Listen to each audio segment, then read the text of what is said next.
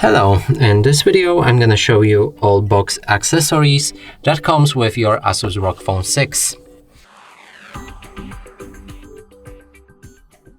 So now let's open this box.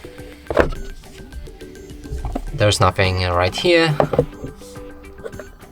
In front, first thing we'll see is this paper, and inside we can find some instructions.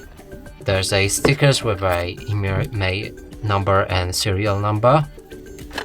There's also this needle, which you can use to open the SIM and SD card slot.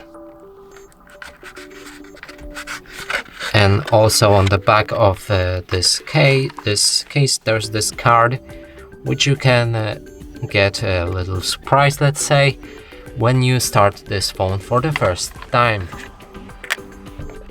And now let's open this right here, and we can find USB charger, which is from both sides USB-C, and then charger socket, which also has a USB-C, and here we have European charger and the plug.